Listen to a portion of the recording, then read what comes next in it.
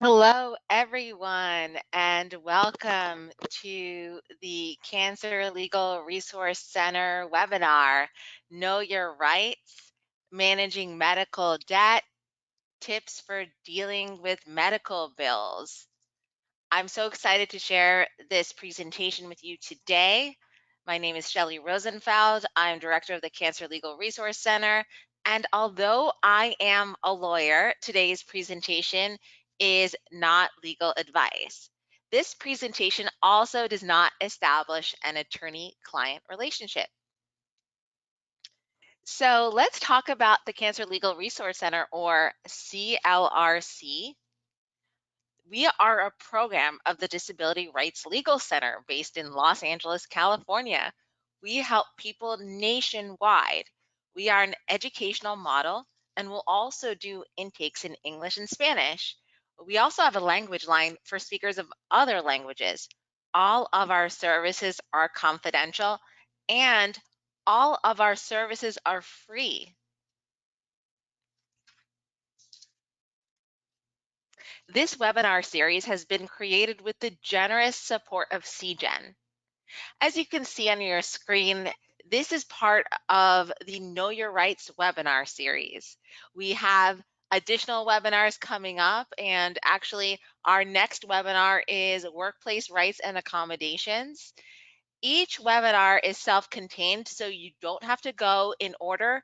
If you do not attend a webinar live, you can watch this webinar and other webinars of this series on the CLRC's YouTube page.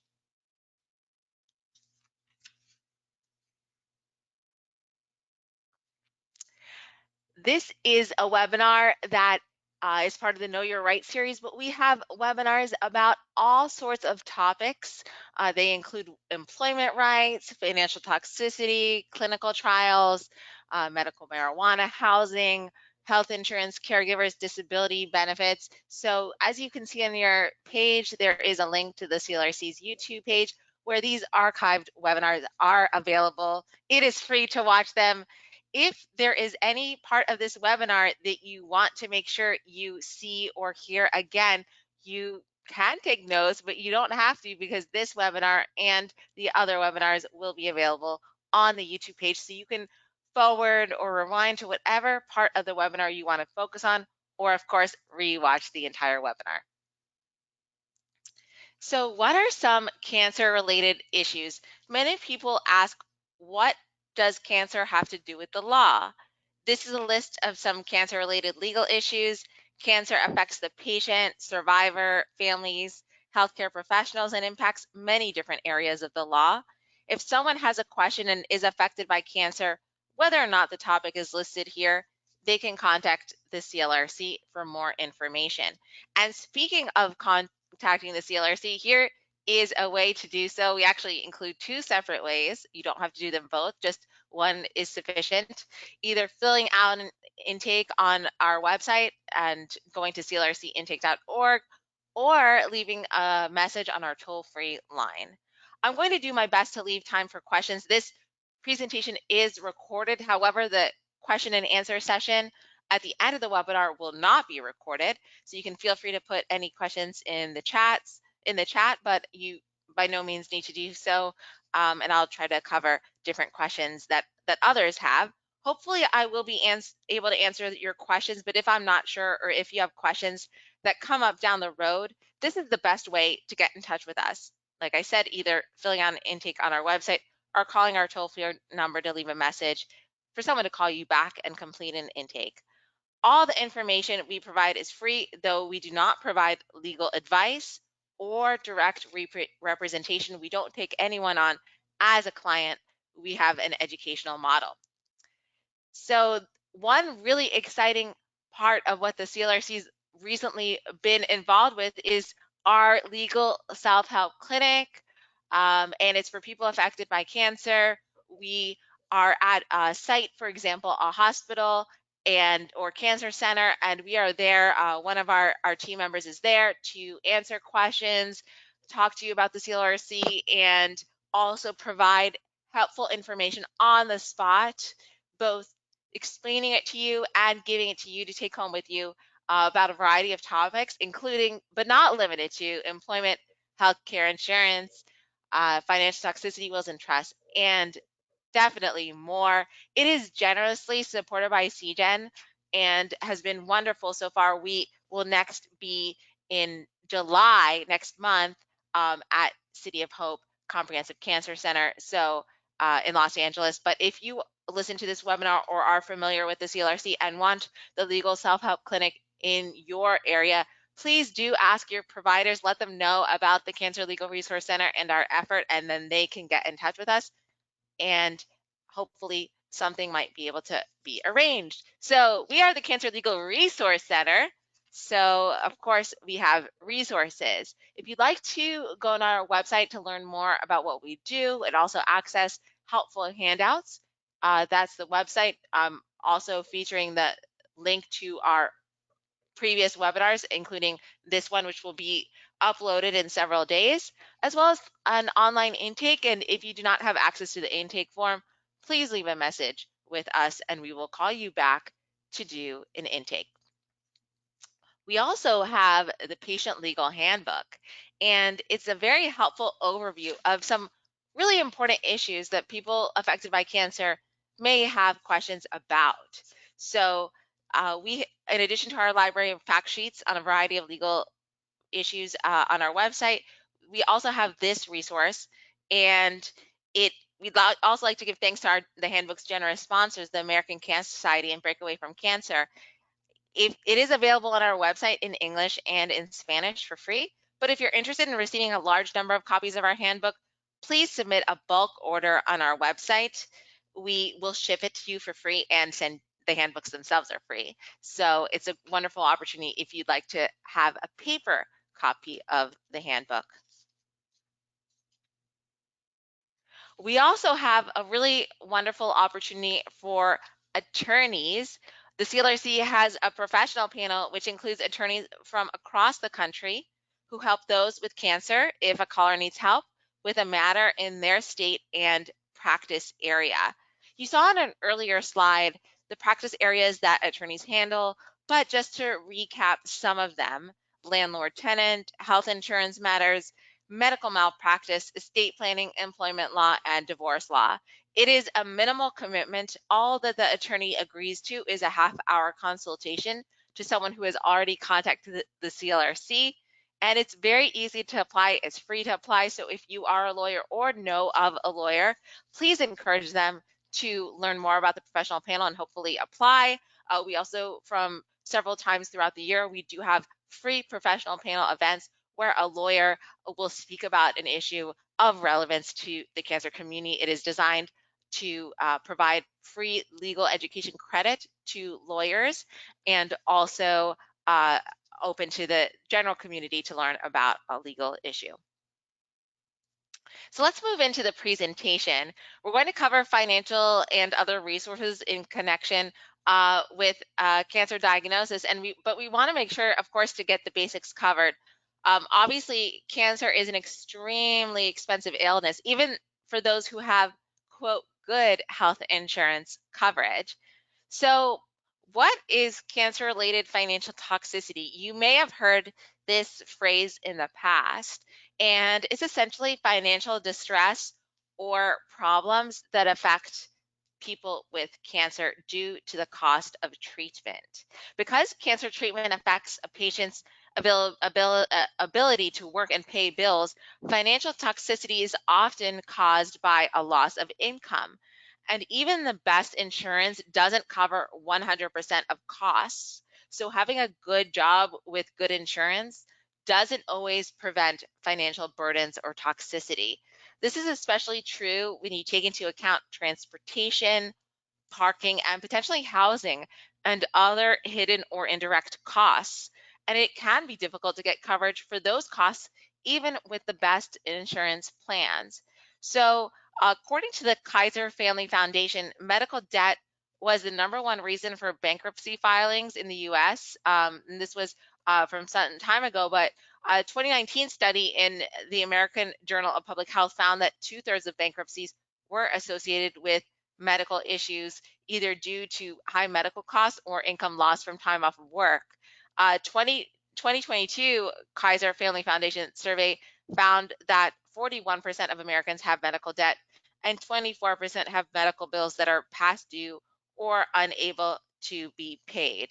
So it is certainly an issue that does affect many and is worth understanding. So there are a number of ways to help minimize cancer-related financial toxicity, including consumer uh, consumer protections, debt management, optimizing and maintaining health insurance, and of course, income replacement.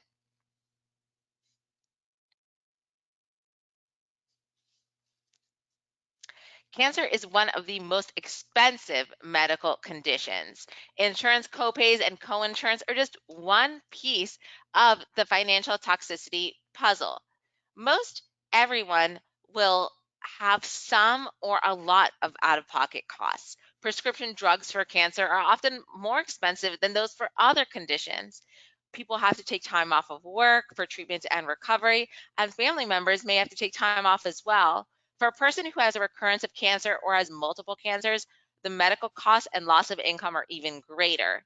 So if you want more data on financial toxicity, the National Cancer Institute actually has some published on their website. I included the link on the slide so you can see that, but it certainly is something worth taking into consideration. So health insurance is important. The first step in preventing or minimizing financial toxicity and to address practical financial concerns is to have and understand how to use health insurance.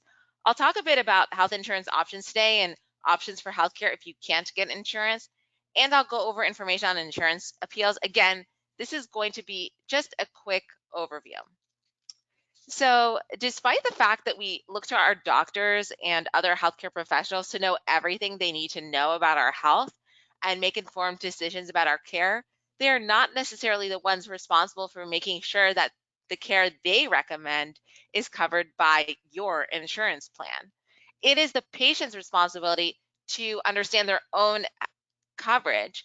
Having an understanding of what is covered and what cost sharing is required can help a patient plan ahead for their finances and avoid unforeseen costs. And in 2022, the Kaiser Family Foundation found that 4 in 10 US adults say they have delayed or gone without medical care in the last year due to cost. So that is certainly a significant number of people, and this is a relatively recent study. So I think a first area that is very important for someone affected by cancer to understand is to find out information about your policy. Your summary plan description or evidence of coverage description usually can be found online on your plan's website. It's a good idea to contact your human resource department, get a copy of your plan, and get familiar with your policy. You should become familiar with your copay, deductible, coinsurance responsibilities, and also be aware of any services that might require prior authorization. Prior authorization essentially means pre-approval. Additionally, it is important for you to understand your insurance network and whether there is reimbursement for out-of-network services. Always contact a provider directly to confirm whether the provider accepts your insurance. Even if a provider is covered by insurance, it may be difficult to predict exactly what your out-of-pocket costs will be given your deductible, copay, and co-insurance responsibilities. Of course, having insurance is the first place and is one huge step towards addressing practical financial concerns. One or more of the following options may be available to you. I won't go into a lot of detail about these different options, but suffice it to say that you should be aware of your insurance options. We have additional resources available on the CLRC website, so it is a good idea to visit our website to learn more. Employer-sponsored or COBRA may be an option if you are leaving your job or have lost your job. This option can be expensive, but can help maintain coverage after employment. An alternative and potentially less expensive option would be to purchase a new plan through the state marketplace. Some states have their own private marketplace, while others use healthcare.gov. It may be tempting to buy the cheapest plan, the one with the lowest monthly cost, but some of those plans with lower premiums may end up costing you more in the long run. That's if they have higher deductibles or higher out-of-pocket costs. When you enter in your income on the website, you'll learn whether there are tax credits to help you lower the cost of your insurance premiums each month. The same is true for short-term health plans. They may be cheaper, but they don't likely don't provide the coverage that someone would need if they get diagnosed with cancer. So it's important to consider not what is just right for someone you might know, but what is right for your medical situation. Medicaid is a health coverage program run by the states.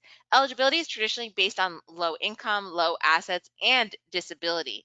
With Medicaid expansion, many states have expanded eligibility by having only an income-based requirement.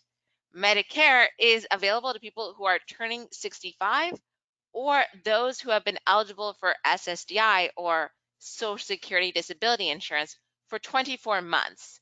The most important thing I will mention about Medicare is that we hear far too frequently from people who opt to not sign up for Medicare when they first become eligible due to already having other coverage or believing that the card was sent to them in error. If you are nearing Medicare eligibility, either age or SSDI, please make sure you fully comprehend potential downfalls of not signing up during the initial enrollment period. Premiums can be significantly elevated if you do not sign up during the initial eligibility period.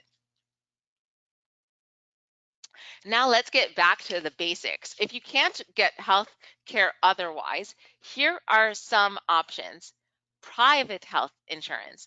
Although this can be an expensive option, anyone can purchase private health coverage as long as they do so directly from an insurance company or through an insurance broker. Some people are not eligible to purchase through the marketplace due to immigration status or Medicare, Medicaid eligibility. Burton. That's a law that gave hospitals and other healthcare facilities money for construction and modernization. In return, the facilities that received these funds agreed to provide a reasonable volume of service to people unable to pay. While the program stopped providing funds in the late 1990s, certain healthcare facilities are still obligated to provide free or reduced cost care. You can call the national hotline to get a list of obligated facilities, and there actually is a specific number to call for those who are in Maryland, hence the MD. Charity care. Many hospitals have free or low cost care available to low income patients. Speak with the social worker, financial navigator, or the patient services coordinator at your local hospital department to determine which options may be available. You often have to provide information about your income and other assets. If you are insured but are concerned about outstanding medical bills or the best ways to use your insurance coverage, these tips can be helpful. Here are a couple of things to keep in mind to make sure you get the most out of your insurance policy. Check with your insurance company to see if they offer a case manager. If your plan or hospital does not offer case managers or patient navigators, ask to speak with the same person each time you call if possible. Of course, this only applies to if the person is helpful, then it's a good idea to speak with the same person each time. If the person was not helpful, don't speak with them each time. You want to find someone that is helpful. Positive rapport can go a long way as the insurance employees may be willing to spend time finding ways to reduce costs. If it's the hospital's case manager that makes sure a patient's health insurance company understands what's happening during the patient's hospitalization. They make sure the insurer has all the information it needs to approve payment for the hospitalization and works to prevent insurance claim denials. They communicate with the health insurance case manager every day or every few days. Additionally, a hospital case manager might negotiate coverage benefits between a health insurer, provider, and the patient. The health insurance company's case manager receives information from hospital case managers, home healthcare companies, physicians' offices, social workers, and other healthcare providers. It can be awkward to have conversations about cost with your providers, but At the end of the day, if you can't afford the treatments or prescriptions your provider is recommending or aren't adhering to the schedule or dosing because of cost, your provider needs to know. They can't help or recommend less expensive options if they don't know your situation. It's also a good idea to keep dates, times, and extension numbers in addition to writing down names. And also, if you're speaking with a representative that is helpful, it's a good idea to ask what their schedule is. You can request to speak with that person and even have their extension, but if it's not a day that they're working or not a time period that they're working and you need help, you might not be able to reach them. So it is a good idea if you're already going to be making that call again for you to find out the time zone in which they work and also the days that they work. So they may have different hours depending on particular days. So that is certainly helpful for you to keep in mind, to know that even if they are on another call, that they will be able to call you back hopefully that day and are at least in the office or rather working that day. So if you are required to get pre-authorization, request it sent by mail or email and keep it. If you fail to get required prior authorization for a certain service, it can be difficult to get the service approved later. Also, open all mail, even if it seems daunting. Review all bills. Compare them with your explanation of benefits or EOB. Insurance EOBs explain what you owe the provider.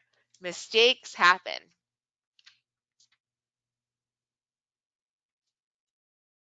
Prescription drug copays are especially expensive these days, and especially for new therapies that have no generic equivalent. Um, right now, you might be seeing in the news, so I wanted to just address it as of the date of this recording, that for some chemotherapy drugs, there are medicine shortages. And that is, if that is of a concern for you and your doctor will have you go perhaps on another medicine that is expensive under your insurance, it is really a good idea to communicate that concern with your doctor or medical team so that they are aware of the additional cost. If the recommended other drug that you can get does not have a generic equivalent, that may mean that it is a higher cost. So it is certainly really important for you to communicate with your medical team and have an understanding from your insurance what will be covered and what is not covered. So someone with cancer may not have take their medicine as directed, or they so that they can save money on copayments. So that is not just a financial concern, as you can understand, it is also a medical one. People often encounter issues with medications not being covered. I'll just quickly introduce some common issues with coverage of medication. Some reasons medication may be really expensive or not covered. It can be difficult to get off-label drugs covered by insurance. So most insurance policies have what's called a prescription drug formulary. This is essentially a list of medications your insurance company will cover at different percentages, usually tiered low to high. For example, a generic drug may be in a lower tier, meaning it comes out at a cheaper cost to you, while certain brand name medications are at a higher tier, meaning the insurance pays less and it costs more out of pocket for you. You can ask your insurance company, or if you have Medicare Part D prescription coverage, for a copy of your insurance formulary. Patients or providers can petition for an exemption, which is a sort of informal insurance appeal. If you have issues getting a certain medication paid for, you may be able to use discount pharmacies or coupons to cover certain medications. Or if the issue is your insurance, they can help you figure out what to do next. Sometimes the cash price for a generic medication can be even cheaper than a copay through insurance, so it can be worth asking what the cash price is for some medications. Sometimes it also makes sense to do mail order, which may or may not save you money on copays, but could save time or money spent to get to and from the pharmacy. Your insurance might have you do something called step therapy. This means you may have to try less expensive medications first and demonstrate those don't work before your insurance will pay for a medication your doctor originally requested. Or if you need a medication covered for which your insurance company denies coverage, your doctor can help you appeal with the insurance company to try to get it covered as medically necessary. It may be very well the case that other patients have faced a similar predicament, and the doctor maybe even has language that has been successful in other appeal submissions. The CLRC website has insurance appeals information as well as a fact sheet on accessing prescription medications. Another way to minimize financial toxicity is to make sure your health insurance plan is covering the costs that they are supposed to, those that are medically necessary and also covered under your plan. The process for completing the appeal should be found in the denial letter sent by the insurance company and should also contain information about strict timelines that must be followed for a successful appeal. When you go through the appeals process with the insurance company, this is called an internal appeal. If you are unsuccessful with an insurance company's internal appeal process, they can and they still deny coverage, it does not have to end there. You can request an external review through the state with a third party, and that decision is usually binding. This is called an independent medical review or external appeal because someone else gets a say in the appeal.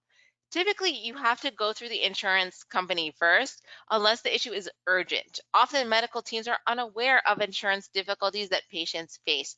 So, as I said, please do share any insurance company difficulties with your medical team. They just might not be aware of it. And insurance companies sometimes change their approach. So, even if they have traditionally had been supportive of that medication in the past, the medical team might not be aware that now it is an issue. So it is also really important. When I said open all mail, I meant it. The mail that contains an insurance appeal denial or even a denial of coverage will have information contained within the letter about deadlines. It may seem that you don't want to keep on reading that letter after you see something is denied, and I can't blame you for that. But even if you have to put the letter away for a few hours and then look at it again, it is important that you not throw it away, that you do look at it again, because that will contain information about how to appeal and the deadlines. It sure would be a shame if you went through all the effort to appeal and would have had a winning case, but for the fact that you missed the deadline. So it is really important if you're going to submit something, submit it by the deadline. And it is really a good idea to make that effort to appeal. It happens all the time where an appeal is granted or medicine is covered. So it is really a good idea to work with your medical team to make sure that you have written, or at least they have written, information that is very important for you to have a successful appeal. Of course, there's no guarantees, but it is worth a shot for such important treatments or medications or a procedure. So this is just really another reason to get familiar with your health insurance policy. If you don't know what's supposed to be covered, how will you know to raise an issue if your insurance doesn't pay what it's supposed to? If you have Medicaid or Medicare, the procedures are different. And I won't go into detail about that here, but you can contact your state Medicare agency for appeal information. If you have Medicare, your local SHIP office is also a good resource. As I mentioned at the beginning of the presentation, many of the practical financial concerns of people with cancer are related to or a result of a combination of high medical expenses and loss of income. Some would argue that loss of income is the most important practical financial concern. So I want to quickly touch upon job and income protection. Having adequate health coverage or focusing on reducing healthcare costs simply is not enough to address these concerns. This is the shortest section of the presentation, but it is worthy of its own entire presentation. We have a lot more resources on these topics on our website and YouTube page. Cancer-related financial toxicity often springs from people losing their income due to needing to take time off work, either for themselves or a loved one dealing with cancer. There are medical appointments to get to, physical recovery from cancer treatment, whether it be surgery, physical therapy, chemo, or other medical treatment, fatigue from having gone through medical treatment, or unfortunately, people sometimes lose their jobs due to discrimination or exhaust their medical leave. So it's important to understand that there are laws that protect people in the workplace. And even if your job is protected, that doesn't mean your time off will be paid. Insurance and income are important. So I want to talk about some laws that provide protection in the workplace. I'll discuss income replacement on the next slide. It's important to note job protection and income replacement are not the same. When someone says they're out on disability, it's not clear whether that means they're on disability leave, receiving disability benefits, or both.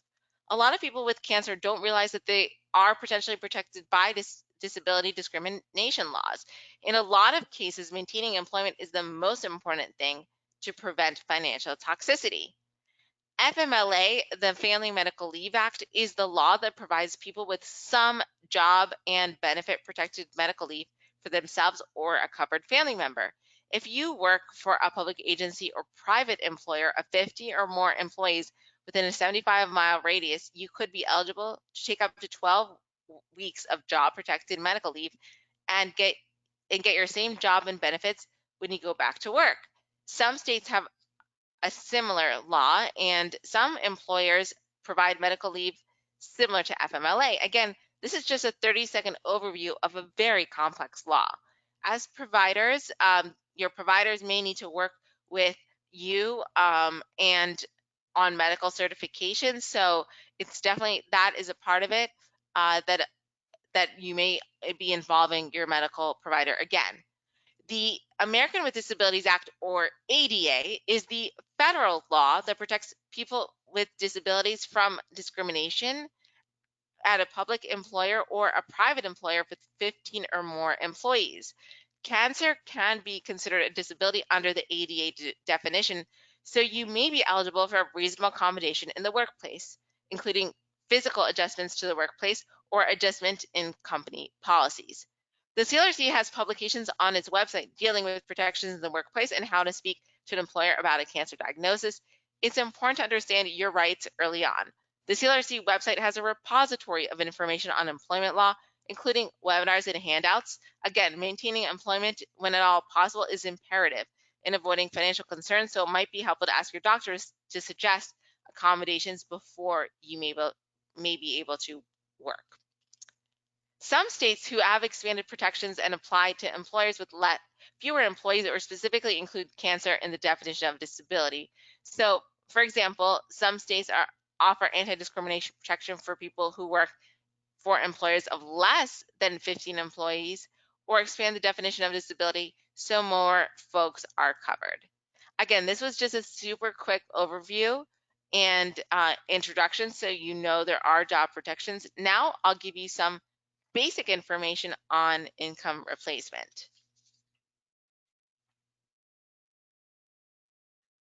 Here are some options for income replacement if you're either out of work on unpaid leave or unemployed, unable to work. We often hear from patients and survivors who were unaware of their potential eligibility for these programs. So anything you can do to get informed about these programs may be helpful. The Social Security Administration offers 2 long-term disability programs in addition to providing retirement benefits. Social Security Disability Insurance, or SSDI, is based on work credits. In other words, you pay into the system. So essentially, you are insured. You can log on to the Social Security Administration website at ssa.gov to view your eligibility. SSI, or supplemental security income, is based on being low income and having limited resources. You have to qualify based on income and bank accounts and things you own. The definition of disability is the same for both. Essentially, you have to be unable to work for 12 months or more, or have a terminal illness. Cancer doesn't mean automatically approval in every instance, and the approval can take months. So some states have their own short-term disability program, but very few states provide income replacement for employees. So California is one state that has its own short-term disability program. Some states have their own short-term disability programs but very few states do provide those income replacement. Just want to make sure to emphasize that it's also Hawaii, New York, New Jersey, Rhode Island, and Puerto Rico. So even fewer ones have income replacement programs for family members because they recognize that people with serious illnesses need someone to stay home from work as a caregiver. Private disability insurance refers to a policy you bought on your own from a company or broker, or one you get through your work. Be sure to review the policy. The Affordable Care Act pre-existing condition protections do not apply to private disability insurance. That means if you don't have disability insurance and are diagnosed with cancer, you can be denied disability insurance or charged a lot more for your policy. One tip for those with financial concerns is to read the fine print of the policy. Most require offsetting with SSDI, so it's important to understand exactly how much income to expect.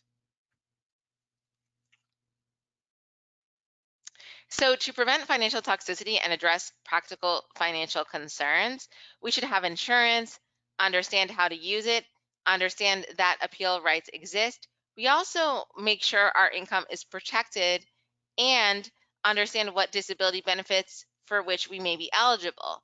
Well, even if we've done all that, we can still be subject to debt or financial trouble. So, what do we do then? This is what the rest of the presentation will focus on. If you or someone you know has cancer or another illness and is on the hook for medical bills, I'm going to cover some information that should provide some guidance. I want to talk about balance billing, financing, consumer protection laws, and at the end, I'll briefly show you some websites and resources so that when the presentation is available on our website, you'll have all the contact information you need on this webinar. So what if your insurance has paid what it's going to pay and you get a huge medical bill? Where do you start? I won't go into detail about everything on this slide, but the one important thing I want to point out is that many patients are unaware of the ability to negotiate a medical bill. We frequently hear from patients who are unable to pay the full amount they owe a hospital or provider and have no idea they may be able to pay a smaller lump sum or set up a payment plan. If you think that there is an issue, first, contact the creditor. When you get a billing department on the line, request that your bill be put on hold from collections and your account status be changed to pending. Then request a line item or detailed bill, especially for hospital bills. Line item bills detail every single charge.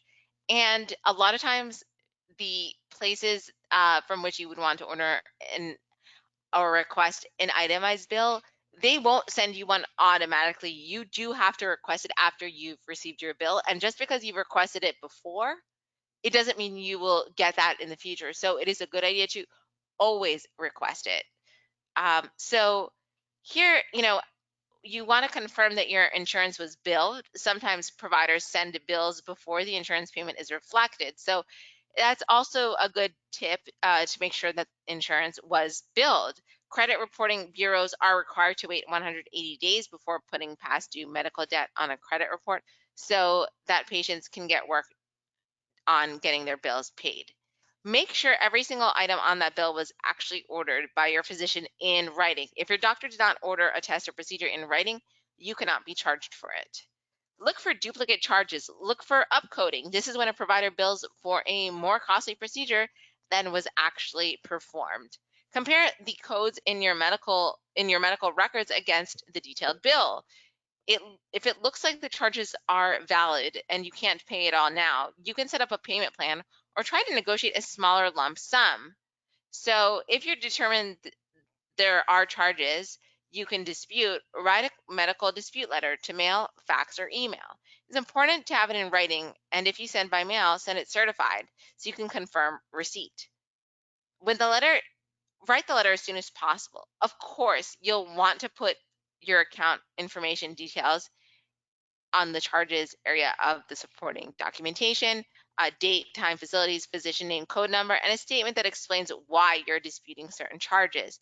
Attach any supporting documentation you have. Once you've disputed any errors, you can also make sure the hospital is being fair in their pricing. So There are tools online you can use to see whether the prices you were charged for services are fair. If you can find that your bill is way out of line, and you want to seek to get those fees lowered, you definitely can. You can estimate procedure costs from websites like Clear Health Costs, Fair Health, and healthcarebluebook.com. Also, you can look up Medicare reimbursement form and rates for your specific CPT code. CPT codes are the description of what the patient was charged. The patient reimbursement rates will be a fraction of what you were charged. You can use them to negotiate the rate. You can also request the hospital reduce your charge to the industry standard. Some states, like Texas, offer a mediation program to help patients and providers work it out if there are disputed charges. So another option, if warranted, is to file a complaint with the Department of Public Health or Insurance in your state if you're just not getting anywhere with the hospital. Some states have laws limiting how much hospitals can charge patients who pay for care on their own, meaning self-pay patients, and other consumer protections for medical billing.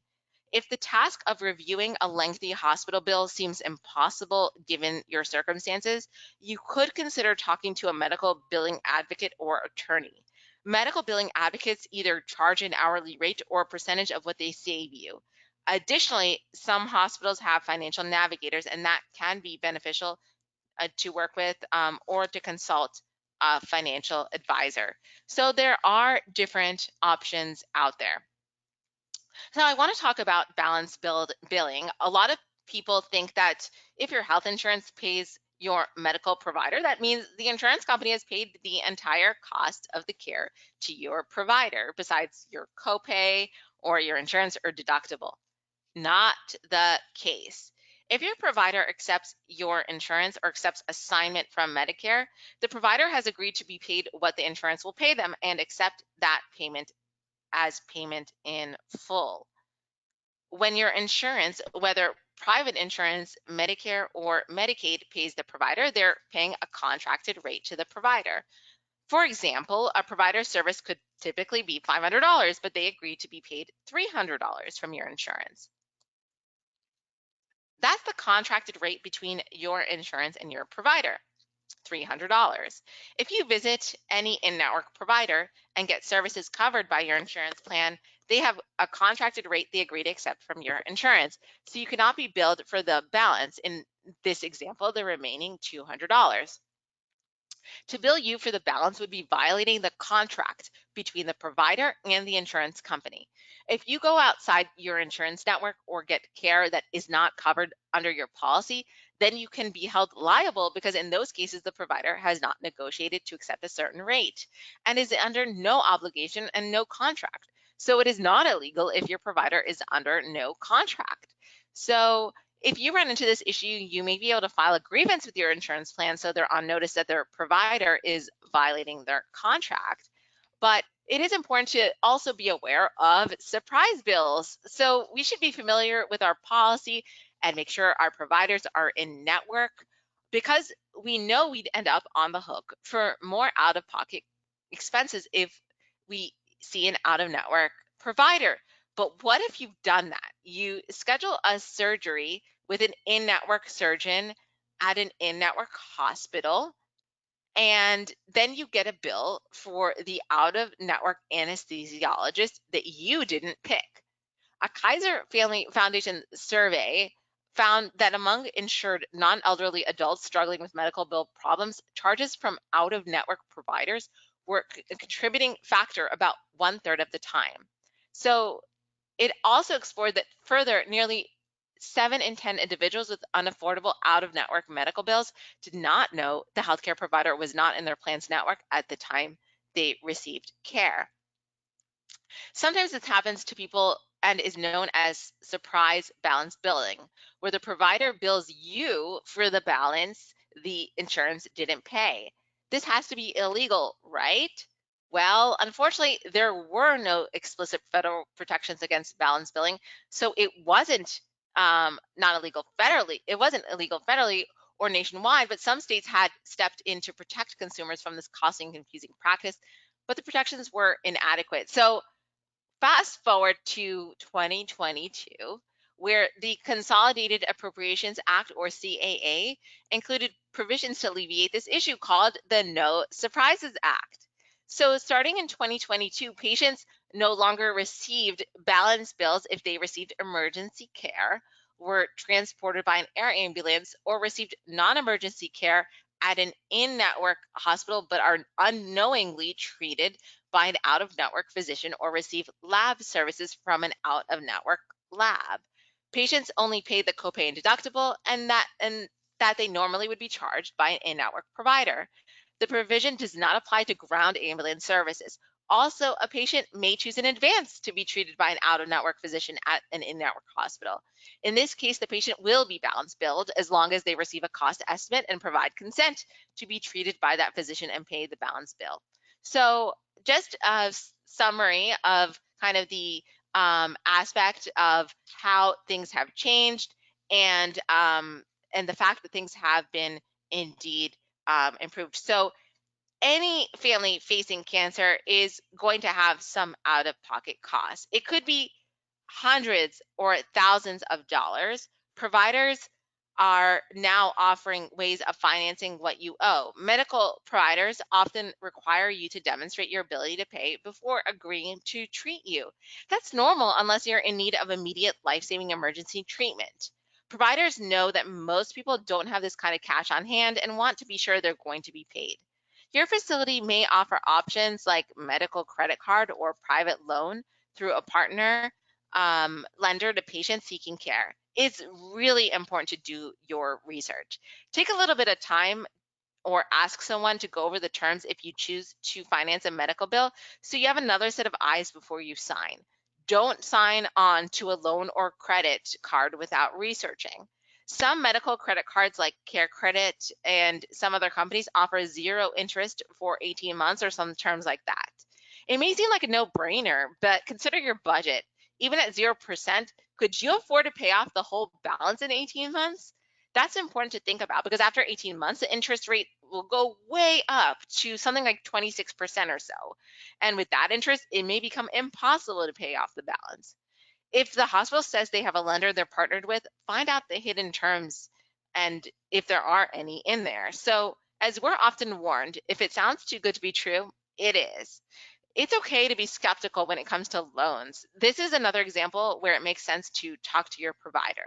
If they are recommending something that you can't afford and might need to take a loan out in order to pay for it, maybe they can offer an alternative treatment that is covered by your insurance or maybe able to work with you on cost sharing.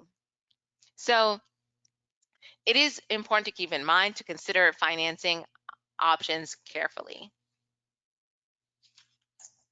Sometimes there's simply just not enough money to go around. If bills continue to come in or debt continues to rise, one thing that can help alleviate a little bit of the burden, at least temporarily, is to prioritize the most important medical expenses.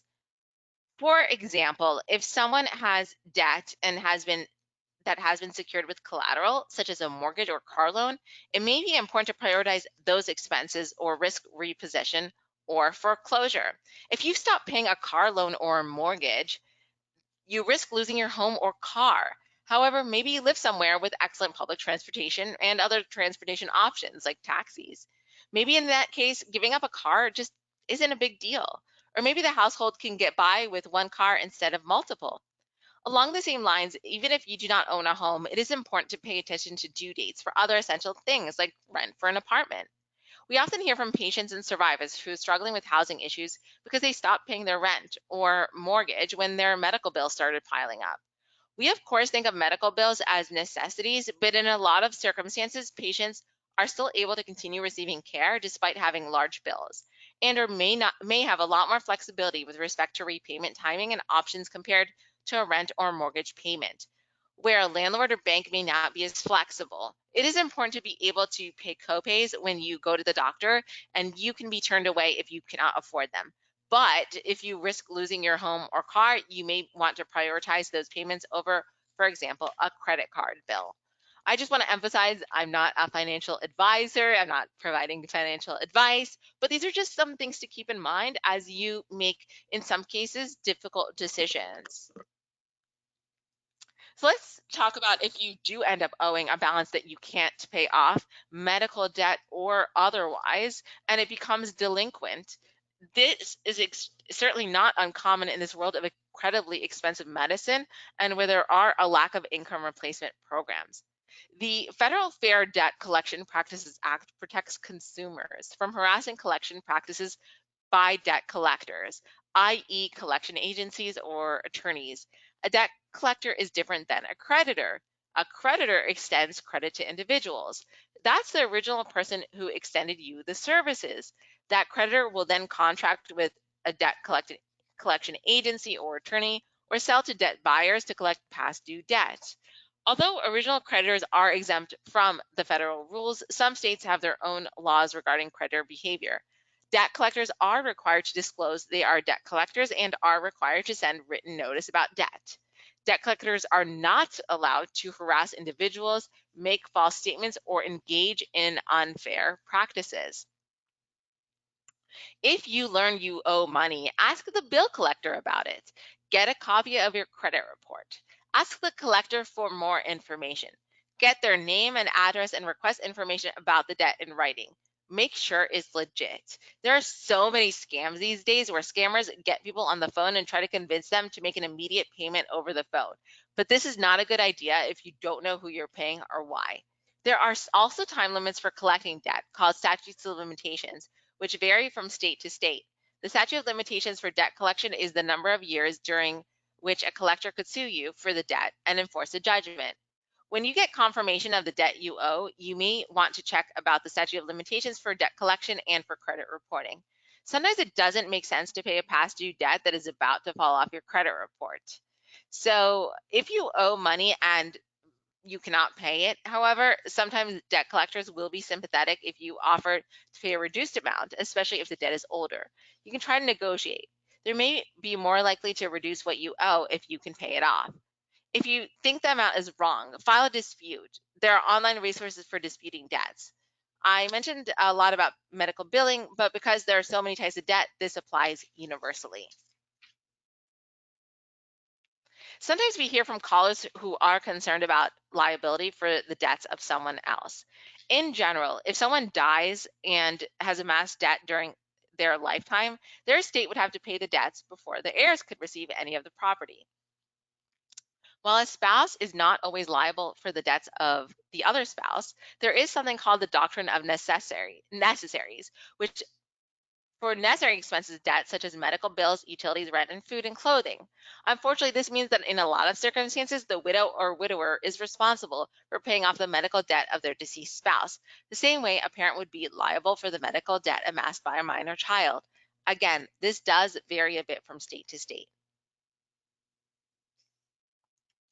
That being said, this liability generally does not pass to anyone, next of kin, etc., unless someone has explicitly agreed to be responsible for the medical bills.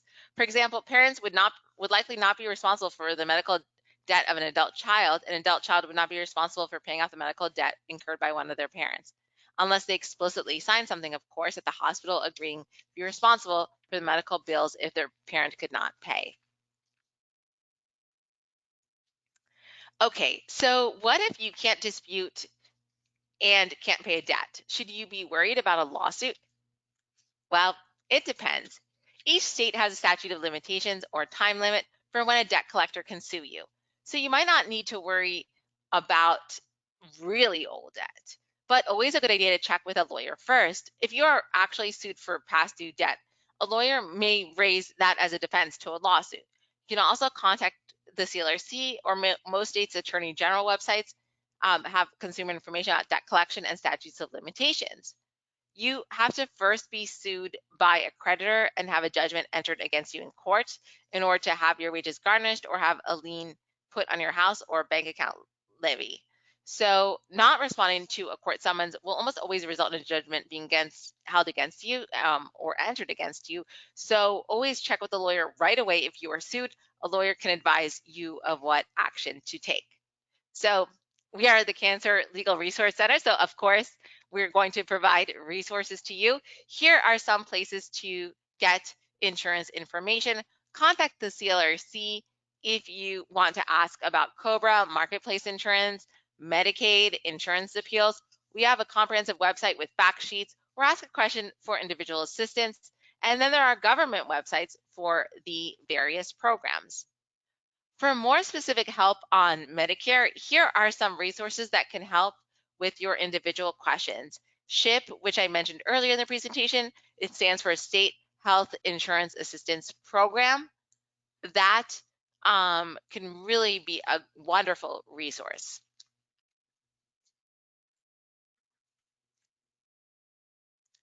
The first resource is related to fair debt collection practices I mentioned earlier in the presentation. I'm leaving you with a few medical billing resources here. We do not endorse these or any other companies. And I also want to mention the fact that because this webinar is being recorded, the information you see on your screen is a lot to write down. So please don't feel obligated to, even though I am pausing for a little bit longer on this particular slide to give you that time. Feel free to watch even only this part of the webinar again if you want to get this information. Here's another resource, the Patient Advocate Foundation, that can help you with case management for your health insurance issues.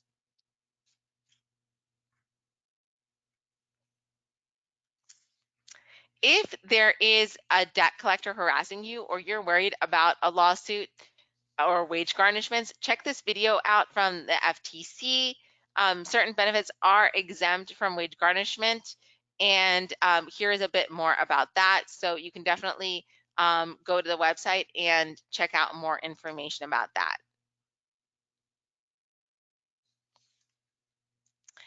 And to find a lawyer, contact the American Bar Association, Legal Aid, or lawhelp.org. So just to recap, this was a condensed introduction to a lot of money-related topics, and it is really important to keep this in mind. All these topics are things you should find information about on our website. Some of these topics are things we have fact sheets on or even entire webinars. Fill out an intake for customized information. We're limited to 1 hour webinars, so this had to be quick. And even that is way more than the average human attention span. So thanks for hanging in there. Here's a recap slide of all the topics that we went through today. So I'll leave time soon to answer some questions, and we'll stop the recording soon. Thank you so much for participating in this presentation. Please remember that if you have any questions that are specific to your situation, you can either call the CLRC or fill out a form online, and we will get back to you. So now I will be stopping the recording.